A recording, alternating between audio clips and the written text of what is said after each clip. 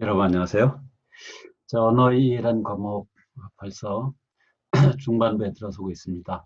언어란 무엇인가에서부터 시작해서 말과 글은 어떻게 만들어졌으며 어떤 특성이 있는가, 그리고 세계의 언어에 대한 여러 가지 특성들을 봤고요. 또 언어의 정체성, 언어의 접촉 이런 주제로 쭉 하나씩 살펴봤습니다.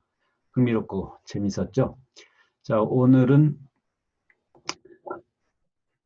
어, 언어와 사고, 언어와 문화, 그리고 언어와 두뇌에 대한 재미있는 사실들 함께 살펴보려고 합니다.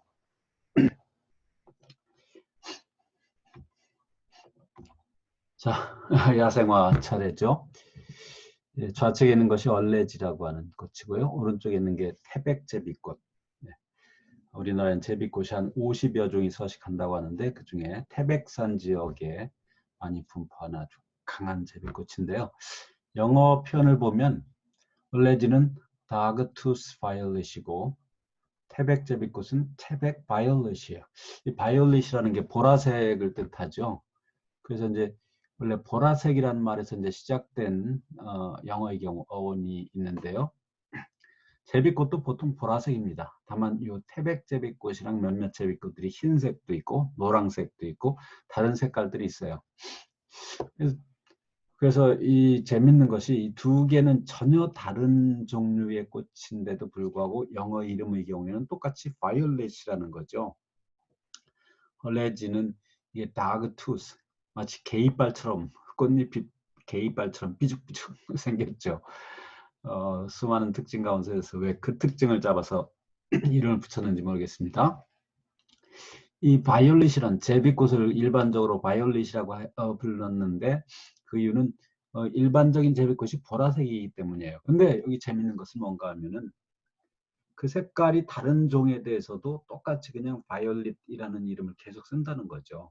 태백제비꽃, 뭐 남산제비꽃, 단풍제비꽃 이런 것들이 있는데 전부 다 영어편으로는 이것들이 바이올렛의 한 변종 또는 한 종류에 불과해요.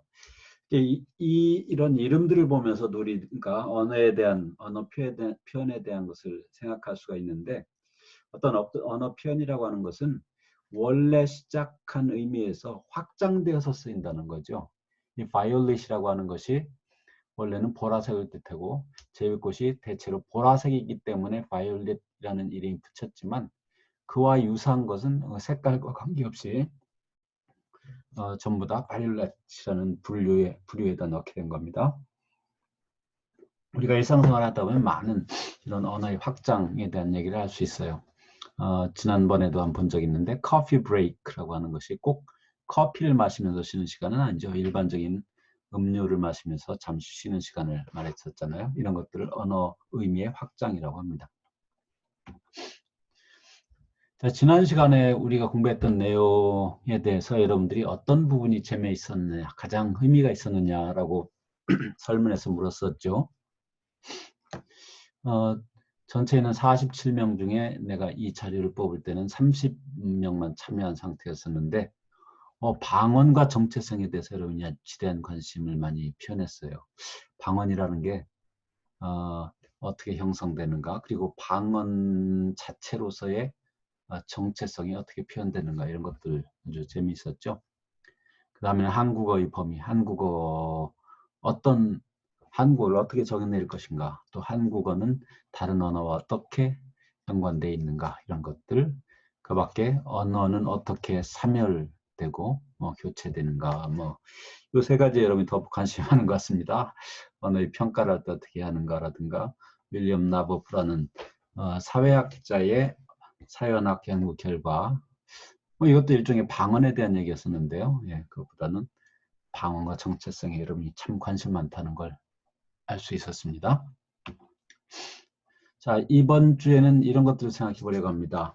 한국어 속에서 한국인의 사고방식 혹은 우리 문화의 특징을 보여주는 사례를 한번 생각해 보려고 그래요. 한국어와 한국인의 사고방식 그리고 한국인의 문화적 특징의 연관성을 보는 겁니다. 자, 언어라는 것은 단순한 의사 전달의 수단이라는 기능 이외에 언어가 수행할 수 있는 기능들에 대해 생각해 보자. 이게 이제 언어와 사고방식에 대한 얘기, 또 언어와 문화에 대한 얘기의 또 한 측면이기도 합니다. 또 언어를 담당하는 두뇌의 구조에 대해서 알아보자. 이게 언어라는 것이 인간에게 아주 독특한, 뭐 동물도 의사소통을 하긴 하지만 인간처럼 아주 이렇게 복잡한 생각을 논리적으로 전달하고 눈에 지금 보이지 않는 것도 전달할 수 있고, 이런 점이 인간의 언어와 동물의 언어는 다른 점이다라고 초반부에 얘기했었는데요. 그러면 이 언어를 관할하는 두뇌는 어떻게 생겼을까? 어느 부분에서 언어를 관할할까? 이런 것들도 굉장히 관심 있는 주제가 되겠죠. 자, 우선은 언어와 사고에 대한 것인데요. 언어와 생각인데, 자, 생각이 먼저일까, 언어가 먼저일까, 이런 질문은 참 오래전부터 이어져 내온 아주 중요한 토론 주제인데요. 생각이 있어야지만 언어를 할 수 있다라는 거는 뭐 누구나 쉽게 수긍할 수 있죠. 생각이 없이 언어를 구사할 수는 없어요. 뭔가 전달하려고 하는 메시지가 있어야지만 언어가 구사되죠. 근데 이제 반대로 생각해 볼 때 언어가 있기 때문에 우리가 사고를 할 수 있는 거다. 언어가 있기 때문에 우리가 생각을 할 수 있는 거다. 이건 어떨까요? 언어가 없으면 우리는 사고 과정을 제대로 진행하지 못할까요? 여기는 내가 물음표를 붙여놨습니다. 뒤쪽에서 차분하게 살펴보도록 하죠. 자, 언어와 존재는 반드시 1대1로 대응하는가? 굉장히 철학적인 주제였어요. 오래전부터. 중세 이전의 학자들도 이 문제를 많이 생각했던 거죠. 일반적인 걸 보면 이렇습니다. 우리 주변에 세계가 있죠. 이 세계라고 하는 것은 이 지구 자체를 말하기도 하지만 그 안에는 온갖 물건들, 나무, 책상, 사람, 그리고 친구, 이런 것들이 세계예요. 이 세계가 존재하면 이 세계를 바탕으로 우리는 사고, 생각을 하죠. 그래서 그 생각을 언어로 표출합니다. 이런 단계를 거쳐요. 우리가 언어가 있기 때문에 사고를 하고, 그래서 세계가 존재하는 건 분명 그거 아니겠죠. 이건 일반적인 과정이고요. 자, 특정한 물건에 대해서 얘기를 해봅시다. 어떤 지시물이 있어요. 물건이 있다는 뜻입니다. 그러면 이 지시물을 표현하기 위해서 우리는 머릿속에다가 그걸 개념화하는 과정을 거칩니다. 그런 다음에 그 개념을 단어로 표현하게 되는 거죠. 예를 들어 봅니다. 실제 나무가 있어요. 이걸 표현하기 위해서 나무라는 개념을 머릿속에 갖게 됩니다. 머릿속에 어떻게 나무라는 개념이 형성되는지에 대한 여러 가지 가설들이 있습니다. 어떤 이미지가 있는 거다. 어떤 개념적 표상이 있는 거다. 나무란 실제가 딱 머릿속에 있는 거다. 등등등. 그래서 나무의 개념이 정립이 되면 나무라고 하는 단어를 표현하게 되는데, 이 나무라고 하는 단어는 여러분 시작할 때 어떤 특정한 나무를 보고 시작했겠지만, 이 나무라는 단어 자체는 그 나무만을 가리키는 건 아니죠. 여러분이 본 나무와 같은 비슷한 특성을 가지고 있는 물체를 가리키는 거예요. 물론 이제 여러분이 본 특정한 나무를 말할 때는 그 나무라든가 내가 심은 나무라든가 내가 좋아하는 나무라든가 이렇게 이제 수식어가 붙을 수 있겠지만, 자, 나무라는 단어가 형성되는 과정을 보여준 예입니다. 자, 여기서 우리가 이제 생각을 해볼 게 있어요. 어떤 학자가 221개의 언어를 조사를 해봤더니 공기라는 단어는 없지만 바람이라는 단어는 있는 언어가 더 많더라. 그러니까 221개, 조사 대상이 더 많았는지 모르겠어요. 어쨌든 이 사람 조사한 언어를 보니까 221개의 언어에 바람이라는 단어가 있는데 공기라는 단어는 그만큼 없더라. 공기라는 단어를 갖고 있는 언어는 147개 뿐이었다는 거예요.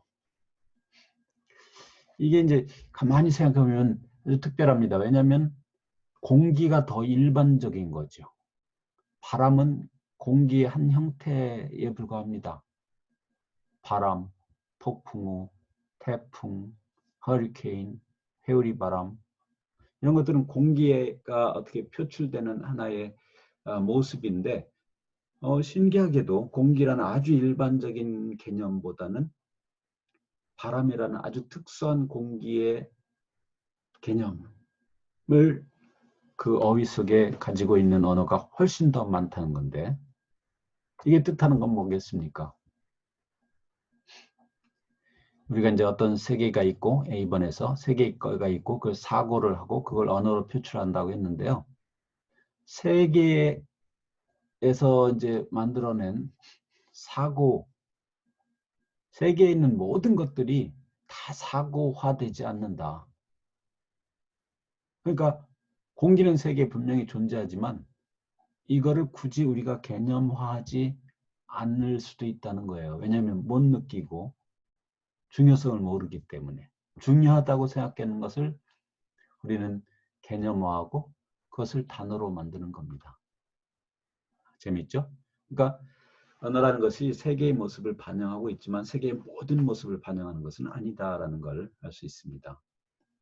이것과 관련해서 우리말에서 공기라는 표현은 한자어고 바람은 고유어, 토착어, 한글, 순우리말이죠. 이 이유가 뭘 것인가? 예, 왜 그럴까요? 왜 그럴 것 같아요? 예, 어떤 언어의 어휘는 그 원래 본래 언어에다가 외래어들이 마구 들어와서 복합적으로 형성이 되는데 고유어, 바람 같은 고유어는 더 옛날부터 존재했다는 의미가 됩니다. 그래서 우리말에 있어서 바람이라고 하는 단어가 먼저 있었고 공기는 나중에 들어왔다. 그러니까 그 말은 우리말, 한국에 있어서도 바람이라는 더 세부적인 항목을 먼저 의식해서 단어로 만들었지 공기라는 이런 개념을 단어화한 것은 나중이라는 거죠. 예, 공기는 뭔가 좀 과학적인 면이 있잖아요. 그래서 현대에 들어서나 이거에 대해서 논의하고 중요성을 얘기하고 이렇게 된 거죠. 예. 자, 언어와 존재가 어떻게 관련이 되는가를 봤는데요. 자, 그러면 언어가 없이도 사고가 가능한가 이런 질문이 또 나오죠. 아까 1번에서 이제 언어가 없이 사고가 가능한가. 뒤쪽에서 보도록 하겠습니다. 자, 언어와 존재가 반드시 일치하지는 않는다는 사실을 알면 참 재미있어요. 첫 번째 줄에 있는 이 Venus, Morning Star, Evening Star, 금성, 샛별 이게 똑같은 별을 가리킵니다. 금성이라고 하는 천체. 예. 근데 이제 Venus, 영어의 경우에 Venus 하면 좀 이렇게 과학 용어, 일반적인 용어고 보통 사람들이 이 비너스는 지구에 가까이 있다 보니까 저녁에도 보이고 아침에도 보이고 늘상 보이는 별 중에 하나예요. 저녁에 봤을 때는 이브닝 스타라고 부르고 아침에 봤을 때는 모닝 스타라고 하죠. 우리말도 금성이라는 말이 있고 한자어죠. 샛별이라는 의미가 있는데 이게 다 똑같은 걸 가리키는데 여러 가지 단어가 있어요. 영어의 경우 뭐 적어도 3개가 있고 우리말에 적어도 2개가 있고요. 그러니까 언어와 존재가 1대1로 일치하지 않는다는 걸 알 수 있는데 여기서 재미있는 건 이겁니다. 자, 그러면 이 금성이라고 하는 천체가 있는데 이것이 금성하고 이제 연결이 되는데 이게 1대 다로 연결되잖아요. 금성을 가리키면서 비너스라고도 하고 모닝 스타라고도 하고 이브닝 스타라고도 하는데 그러면 비너스와 모닝 스타와 이브닝 스타가 같은 뜻인가 하는 거예요. 같은 뜻. 이게 같은 물체를 가리키는 건 맞습니다. 이건 이제 우리 레퍼런트가 같다. 레퍼런트 지시물이에요. 레퍼런트가 같은 건 맞는데 뜻이 같은가? 뜻은 다른 것 같죠. 설명하기는 어려워도 뜻은 달라요. 뜻이라고 하는 것은 그 지시물 자체만은 아니고 그 지시물과 관련돼서 우리 머릿속에 맺혀지는 이미지, 상, 어떤 마음의 표출 이런 것들을 뜻이라고 하는데 자, 그래서 학자들은 이런 세 가지 또는 두 가지 이상의 표현이 지시는 같지만 센스는 다르다. 그래서 이 센스를 어떤 의미에서 이제 의미라고 우리가 볼 수 있는데, 센스가 다르다. 그러니까 의미가 다르다는 것은 센스가 다르다는 의미가 될 수 있다라고 얘기하면 되겠습니다. 그 말고도 봉황이니 해태니 용이니 유니콘, 뿔이 하나 달린 말, 전설 속의 말인데, 이런 것들은 뜻이 뭔가라고 말할 때 레퍼런트, 지시물이 없죠. 세상에 존재하지 않아요. 아까 시작할 때는 세계가 있고 그 세계에서 개념화를 해가지고 언어가 생겨난다고 했는데, 개념화는 있었지만 세계에 존재하지는 않는 특별한 단어들인데 레퍼런트는 없어요. 하지만 센스는 있죠. 뜻하는 바는 있어요.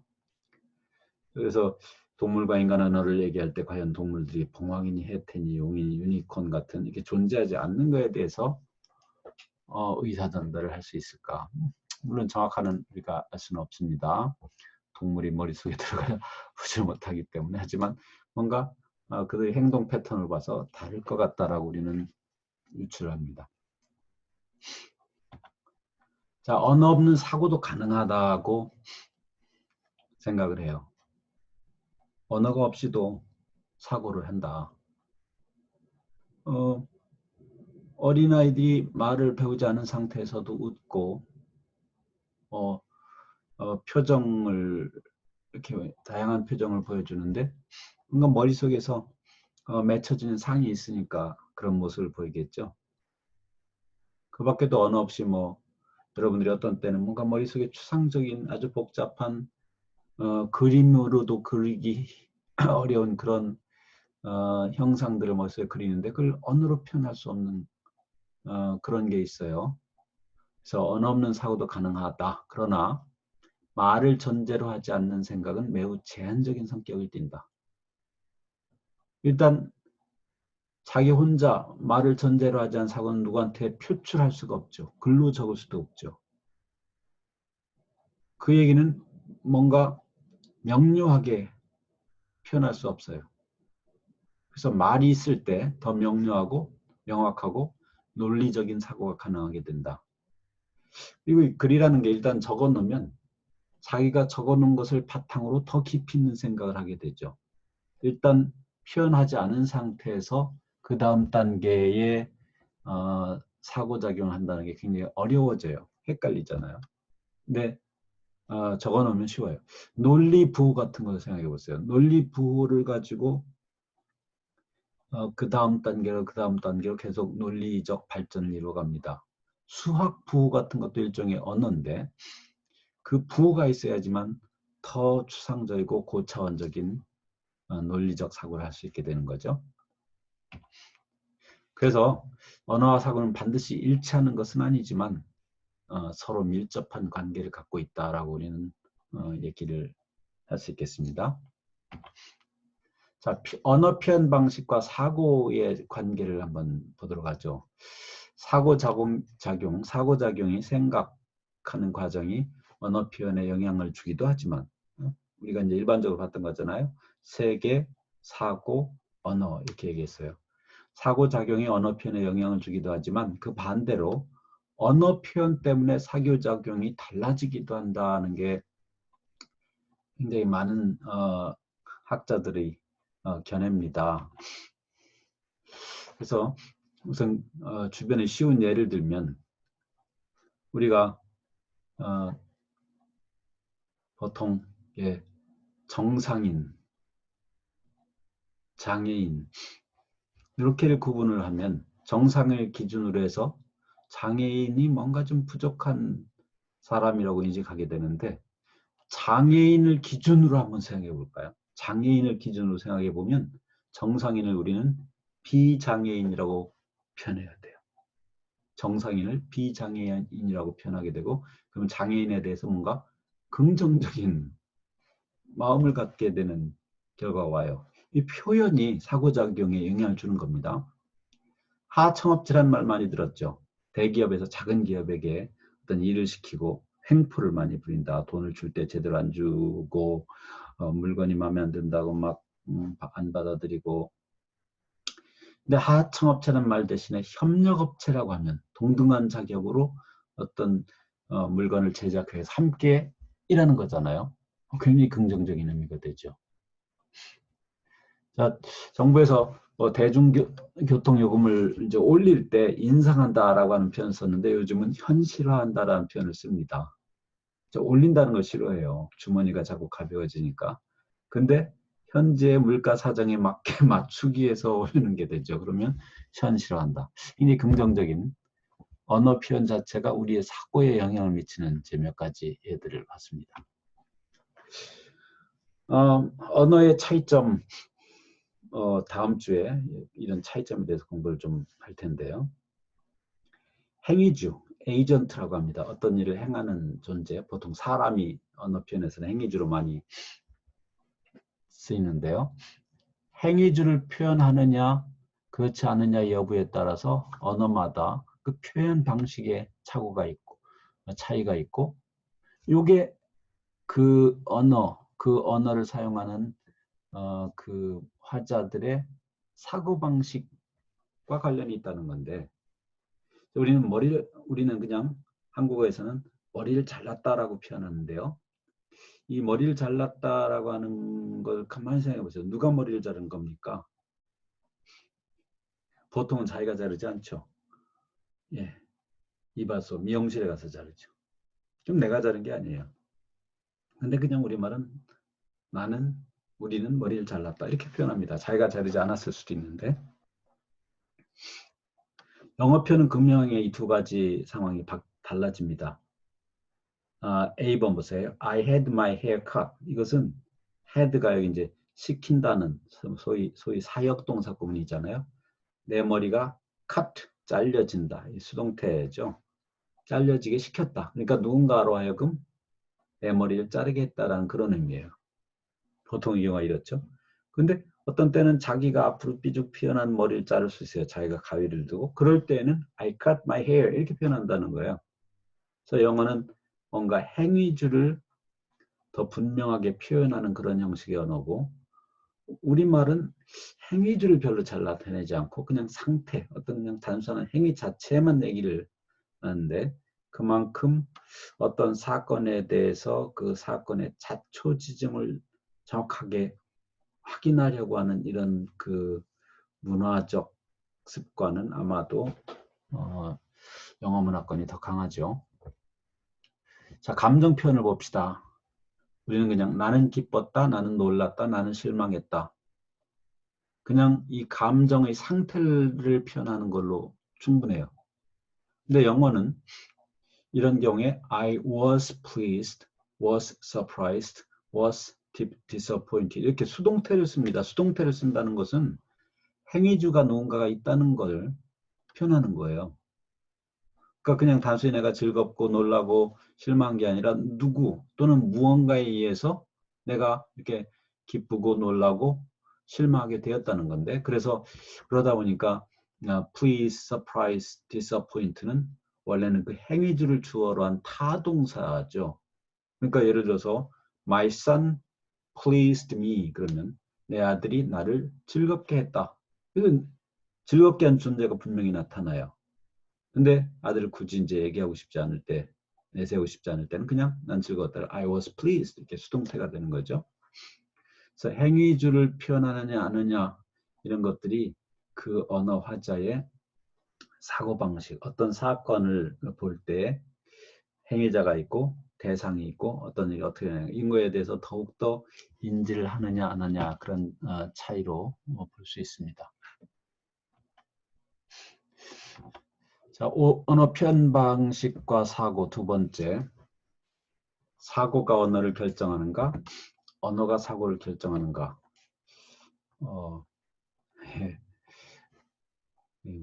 좀 흩어졌네. 시간도 적절히 됐으니까 다음 시간에 이어서 하는 게 좋을 것 같습니다. 25분이 됐으니까 다음 시간에 이어서 하도록 하죠. 두 번째 시간을 기대해 보십시오. 수고 많았습니다.